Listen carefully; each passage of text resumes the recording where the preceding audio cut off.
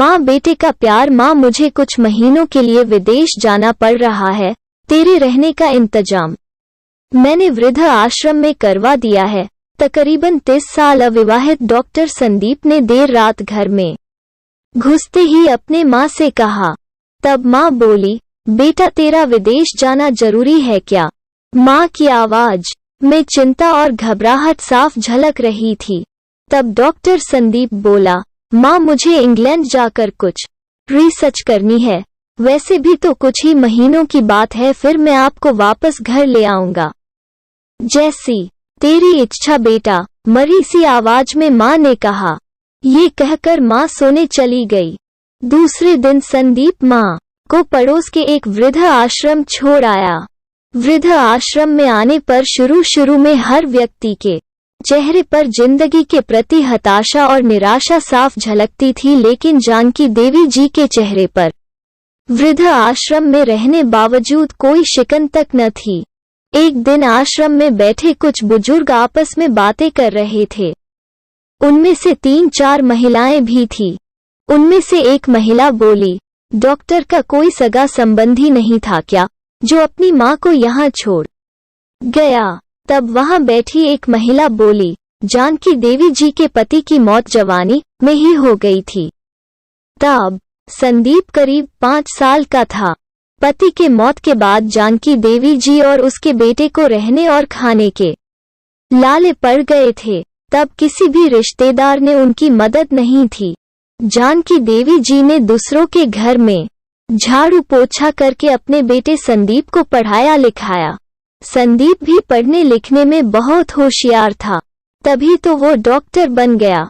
वृद्ध आश्रम में करीब 7 महीने गुजर जाने के बाद एक दिन जानकी देवी वृद्ध आश्रम के संचालक मुकेश शर्मा की के ऑफिस के नंबर से अपने बेटे को फोन किया और कहा, संदीप तुम इंडिया आ गए हो या फिर अभी भी इंग्लैंड में ही हो?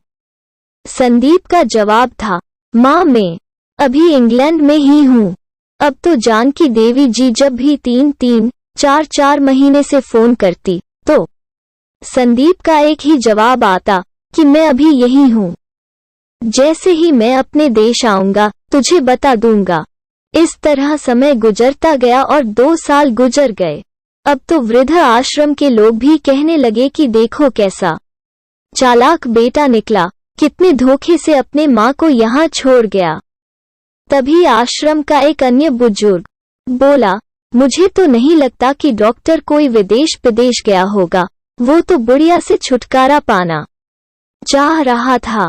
तभी किसी और एक बुजुर्ग ने कहा, मगर वो तो शादीशुदा भी नहीं था, फिर होगी कोई गर्लफ्रेंड जिसने कहा होगा पहले माँ के रहने का अलग इंतजाम करो तभी मैं तुमसे शादी करूंगी। 2 साल आश्रम में रहने के बाद जानकी देवी जी को अपनी नियति का पता चल गया। बेटे का गम उन्हें अंदर ही अंदर खाने लगा। वो पूरी तरह टूट गई। 2 साल आश्रम में और रहने के बाद एक दिन जानकी देवी जी की मौत हो गई।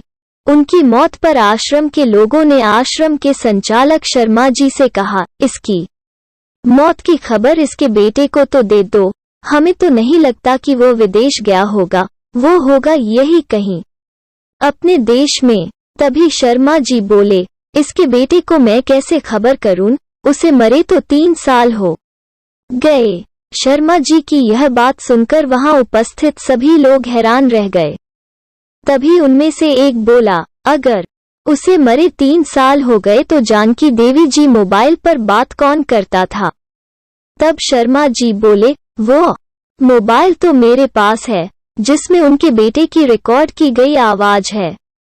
एक बुजुर्ग ने पूछा, पर ऐसा क्यों?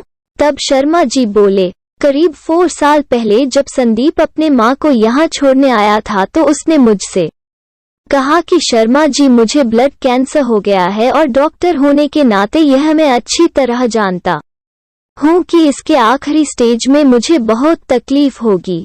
मेरे मुंह और मेरे मसूड़ों से खून भी आएगा। मेरी ये तकलीफ माँ से देखी न जा सकेगी, वो तो जीते जी मर जाएगी। मुझे तो मरना ही है, पर मैं नहीं चाहता कि मेरे कारण मेरे से पहले मेरी माँ मरे। मेरे मरने से पहले 2 कमरों का हमारा छोटा सा फ्लैट और जो भी घर का सामान आदि है वो मैं आश्रम में दान कर दूंगा। ये दास्तां सुन आश्रम के सभी लोगों की आंखें भी नम हो गई। जानकी देवी जी का अंतिम संस्कार आश्रम में ही कर दिया गया। उनके अंतिम संस्कार में शर्मा जी ने आश्रम में रहने वाले बुजुर्गों के परिवार वालों को भी बुलाया। माँ बेटे के इस अनमोल प्यार और अटूट दास्तां का कुछ लोगों पर इतना असर हुआ कि कुछ बेटे अपने बूढ़े माँ बाप को वापस घर ले गए। उम्मीद करते हैं आपको ये कहानी माँ बेटे के अनमोल प्यार की कहानी जरूर पसंद आई होगी। अगर कहानी पसंद आए तो इसे अपने दोस्तों के साथ भी शेयर जरूर करिएगा।